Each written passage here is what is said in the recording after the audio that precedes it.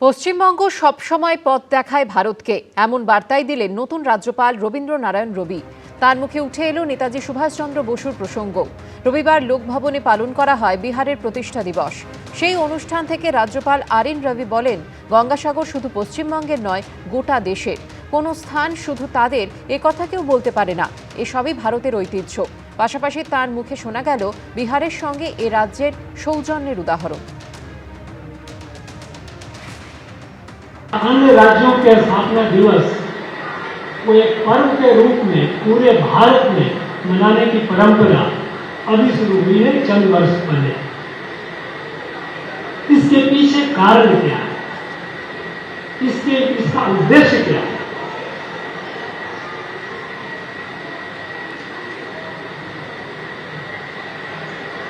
बिहार है, जैसा हम सब जानते हैं, बिहार की स्थापना 22 मार्च 1912 को, मतलब 114 साल पुराना बिहार राज्य। ऐसे दूसरी बात है कि 114 वर्ष पहले जो बिहार था वो बिहार आज नहीं है, उड़ीसा निकल गए, झारखंड निकल गए। फिर भी अगर ये माने कि 114 वर्ष पहले बिहार की स्थापना हुई, उससे पहले क्या था? बिहार नाम का कोई राज्य तो नहीं था, लेकिन बिहारी तो था। वहां के लोग तो थे, वहां की धरती तो थी, वहां के इंस्टीट्यूशन तो थे, और यह हर जगह हर प्रांत में लागू होता है। আগের বার ছিলেন রাজনীতিতে আনকোড়া, কিন্তু এবার তিনি হেভিওয়েট। রাজারহাট গোপালপুর কেন্দ্রে এবারও তৃণমূলের প্রার্থী সঙ্গীত শিল্পী অদিতি মুন্সি। ভোট ঘোষণার পর প্রথম রবিবার থেকেই ঝাঁপিয়ে পড়েছেন প্রচারে। জয়ের বিষয়ে আত্মবিশ্বাসী হলেও বিরোধী প্রার্থীদের নিয়ে ভাবতে নারাজ অদিতি মুন্সি।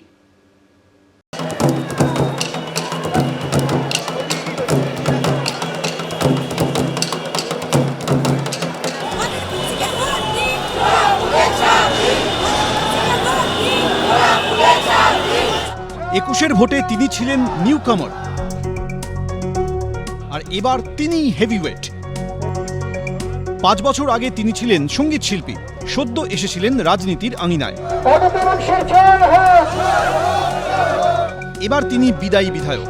দ্বিতীয়বারের জন্য তাকেই প্রার্থী হিসেবে বেছে নিয়েছে তৃণমূল। দল ফের তার উপরই আস্থা রাখায় নতুন উদ্যমে প্রচারে ঝাঁপিয়ে পড়েছেন রাজারহাট গোপালপুর বিধানসভা কেন্দ্রের তৃণমূল প্রার্থী অদিতি মুন্সি। এই 5 বছরে যখন তিনি বিধায়ক ছিলেন, কোনো রকম বিতর্কে জড়াননি, নিজের কাজের উপর ভরসা রাখছেন এবং তারই সঙ্গে বলছেন জনগণের উপরে সবটা ছেড়ে দিচ্ছি।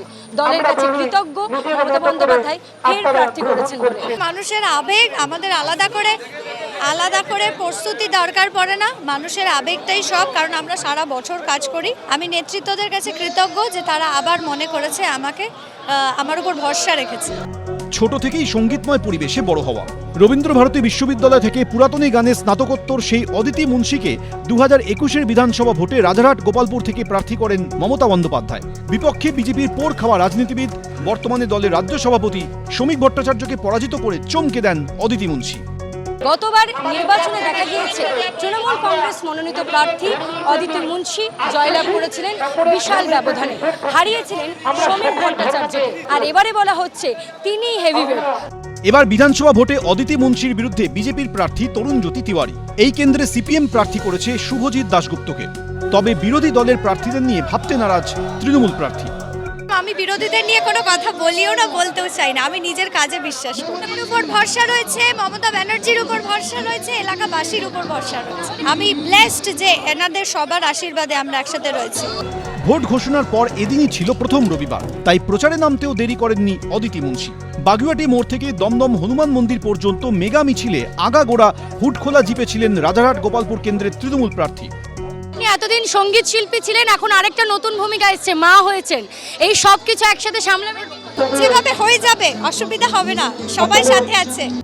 স্ত্রীর ভোট প্রচারে আগাগোড়া সঙ্গে থাকছেন স্বামী ও বিধাননগর পুরসভার 7 নম্বর ওয়ার্ডের তৃণমূল কাউন্সিলর দেবরাজ চক্রবর্তী। তার দাবি, এই কেন্দ্রে এবার জয়ের ব্যবধান বাড়ানোই তাঁদের লক্ষ্য।